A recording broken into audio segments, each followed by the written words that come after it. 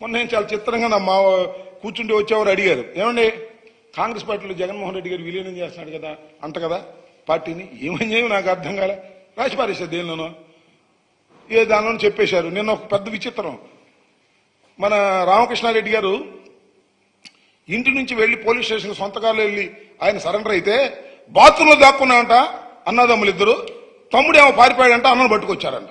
చూస్తుంది ఒక టీవీ వార్త. ఏం పోయే కాలమయ్యా మీకు, నాకు అర్థం కాలేదు. ఇంత ఫాల్స్ న్యూస్ రాస్తారు.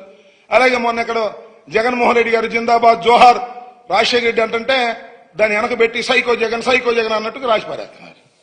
ఇవన్నీ దిస్ ఆల్ ఫేక్.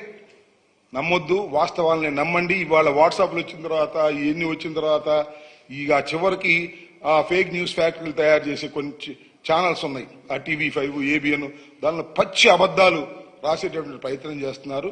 వాస్తవాలని నమ్మండి, అబద్ధాలను నమ్మవద్దని కూడా ఈ సందర్భంగా మీ ద్వారా రాష్ట్ర ప్రజానీకానికి అందరికీ తెలియపరుస్తున్నాను. మొన్న నేను చాలా చిత్రంగా నా మా కూర్చుంటే వచ్చేవారు అడిగారు, ఏమండి కాంగ్రెస్ పార్టీలో జగన్మోహన్ రెడ్డి గారు విలీనం చేస్తున్నాడు కదా అంట కదా పార్టీని, ఏమని చేయవు నాకు అర్థం కాలే, రాసి పారేశారు దేనిలోనో ఏ దానిలోనూ చెప్పేశారు. నిన్న ఒక పెద్ద విచిత్రం, మన రామకృష్ణారెడ్డి గారు ఇంటి నుంచి వెళ్లి పోలీస్ స్టేషన్ సొంతకాలు వెళ్ళి ఆయన సరెండర్ అయితే బాత్రూంలో దాక్కున్నాయంట అన్నదమ్ములు ఇద్దరు, తమ్ముడేమో పారిపోయాడంట, అన్నను పట్టుకొచ్చారంట. చూస్తుంది ఒక టీవీ వార్త. ఏం పోయే కాలమయ్యా మీకు, నాకు అర్థం కాలేదు. ఇంత ఫాల్స్ న్యూస్ రాస్తారు. అలాగే మొన్న ఇక్కడ జగన్మోహన్ రెడ్డి గారు జిందాబాద్ జోహార్ రాజశేఖర రెడ్డి అంటే దాన్ని వెనక పెట్టి సైకో జగన్ అన్నట్టుగా రాసి పారేస్తున్నారు.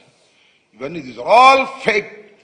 నమ్మొద్దు, వాస్తవాలని నమ్మండి. ఇవాళ వాట్సాప్లు వచ్చిన తర్వాత ఇవన్నీ వచ్చిన తర్వాత ఇక చివరికి ఆ ఫేక్ న్యూస్ ఫ్యాక్టరీలు తయారు చేసే కొన్ని ఛానల్స్ ఉన్నాయి, ఆ TV5 ABN, దానిలో పచ్చి అబద్ధాలు రాసేటటువంటి ప్రయత్నం చేస్తున్నారు. వాస్తవాలని నమ్మండి, అబద్ధాలను నమ్మవద్దని కూడా ఈ సందర్భంగా మీ ద్వారా రాష్ట్ర ప్రజానీకానికి అందరికీ తెలియపరుస్తున్నాను.